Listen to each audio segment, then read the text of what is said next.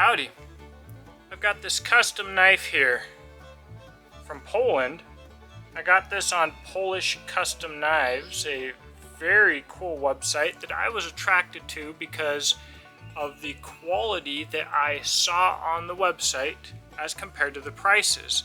However, when I see what could be a disparity between price and quality, it makes me wonder. So I reached out to them and asked them to review some knives. One of the knives that they sent to me here is this guy from TD. This is a really cool knife. You're going to want to hang around and check this thing out. Hey guys, I'm Jacob. You're watching the Prepper's Bunker Outdoors. Thank you for tuning in. This month's sponsor, the month of June, is Spirit of the Bear Blades. Michael Spaniers does absolutely fantastic custom leather work. He's one of my go-to guys, not because he's cheap, not because of anything else except for the fact that his work is absolutely fantastic. Make sure to check him out. His links will be at the top of the description box below. Below that, you will see my links of how you can support this channel through my knife brand, Exodus Knife and Tool, my rifle sling brand and custom nylon gear brand, Beach and Tactical, and also I have affiliate links to include Kentuckiana Gun Works. Use the coupon code listed below for a discount. It's the only gun oil and grease that I use. Let's get you right back to the content. So typically I will talk about the blade to include the edge, and then the handle, and then the sheath and the knife as a package and what it might be used for. So if you're not familiar with myself and this channel, this is an initial impressions review.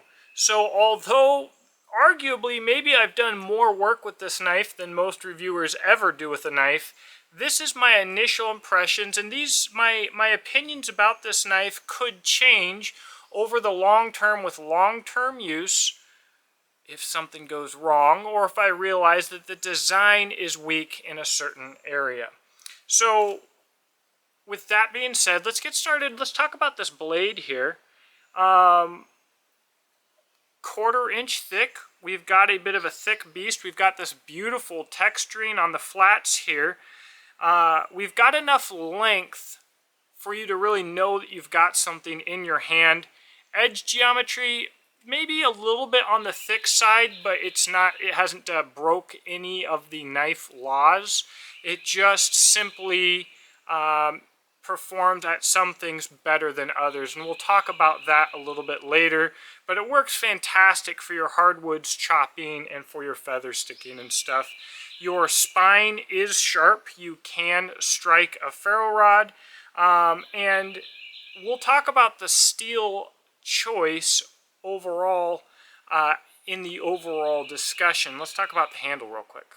So we've got some really unique geometry on this handle and some beautiful finishing as well. You'll notice that the handle has darkened since I got it. Maybe I've been using and taking pictures of this knife for probably about a month now at this point. And so the handles were lighter when I got them, but the texturing is beautiful. They are smooth. They are not rough, but you'll see there's a very light bit of texture. That is not enough to cause hot spots. It's just enough to let you know that it's there. It's very comfortable. Now, the geometry of this handle is unique because it's rather small. It's rather short, and it's not super wide, but it is nicely contoured, and I think it is amazingly comfortable in hand. This sheath that came with it is from another custom maker and is really part of the overall value. It's a beautiful sheath, not the kind of sheath that I typically prefer, but wonderful nonetheless. This is like a bushcraft style sheath. You can pull it out with one hand. I prefer to use two hands. I prefer not to get my fingers in front of the sheath. If I have to yank on it, I'll kind of grab it at the side, pop it with my thumb.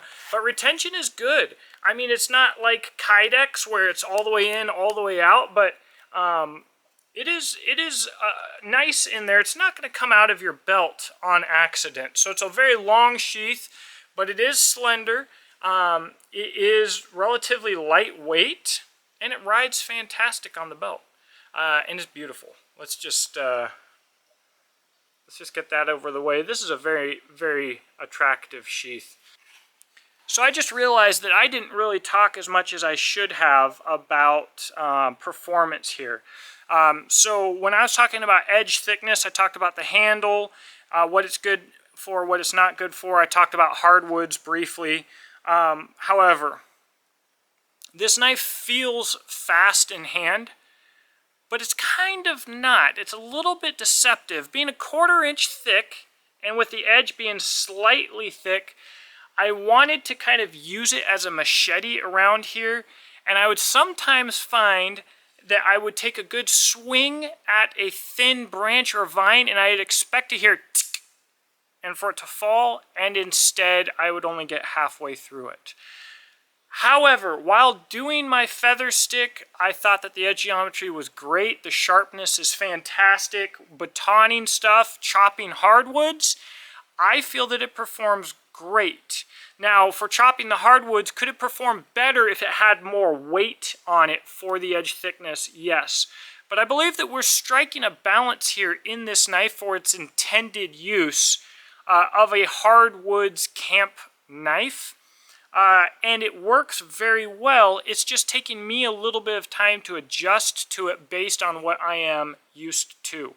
So this is not a thick edge like a Tops in a knife that's just going to have crazy amounts of friction when you get any kind of penetration and depth.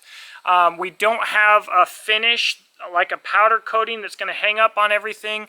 The knife performs well. I've used it in the kitchen. I've used it all over the place. It performs very well. It's just different than what I'm used to. That's not a bad thing. And being a knife nerd, it's kind of a good thing. I like it. It's kind of new. It does work, but it's not going to be your go-to machete. So there's that.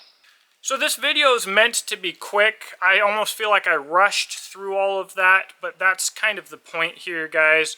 Overall, in the mid $300 range after shipping, I think that you're getting a $350 USD dollar to $450 USD dollar knife, and probably at least $100 sheath. I would estimate. Maybe you could find a sheath of this size, custom fit to a knife. Maybe somebody out there would do it for 50 bucks, but they shouldn't, and I don't think it'd turn out this nice. It would be one of those I can do that for less type jobs, right? I think you'd pay $100, maybe even as much as $150 for this sheath. And so overall, this knife was retailing at about $270. Shipping's going to be $70. It is coming from Poland. That hurts. And by the way, I might be brain farting. It's really hot out here. So if I have to fix that price that I just said, I'll put it in the text here. But overall, what a cool knife. Like I said, at Blade Show, I wouldn't be surprised to see this sitting on a table at 500 bucks. I just wouldn't. Not because it was on the table of a famous maker. If it was on a famous maker's table, I wouldn't even look at the price. Not because it was on the table of a famous maker, but because of what you are getting. Steel O2 tool steel. So it's not a commonly used steel here in the US. However, somewhat similar to O1 tool steel, but the half a point of corrosion resistance that you get with O1, you do not get with O2, but you get higher toughness and edge holding, and it is still easy to sharpen. So this steel, if I had to guess, is probably comparable. If Laren Thomas were to test it with ideal heat treat and throw it on his chart, I would guess that this is going to be somewhere around like your 80 CRV2. Now, what does that mean? All right, because that's getting a little bit of knife nerd stuff. What that means for you, the user, who cannot tell such fine detail, is that this knife is going to be tougher than 1095 and hold an edge better. It's still going to sharpen well. And at a 1/4 inch thick, it's not going to break. It's not going to break. It's going to be a fantastically useful blade. Now I'm going to go ahead and wrap this up. I want to end with saying that this knife was not supplied to me from the custom maker. It was supplied from Polish Custom Knives. A link to their website is going to be at the top of the description box below. They didn't send me out something special. They had these in stock and they sent what they already had. There's no chance that they reached out to the custom maker for something special. None of that. I am just really a believer in some of the makers that they are selling and the prices that they're selling at. So if you like discovering new knife brands, makers, artists, if you're into bushcraft and survival, consider hitting that subscribe button and that bell so you can find new people like this. And I will also put a link to the maker whose name, I'm sorry to say, I probably can't pronounce right. I'll put a link to this maker in the description box below. I think he did an absolutely fantastic job.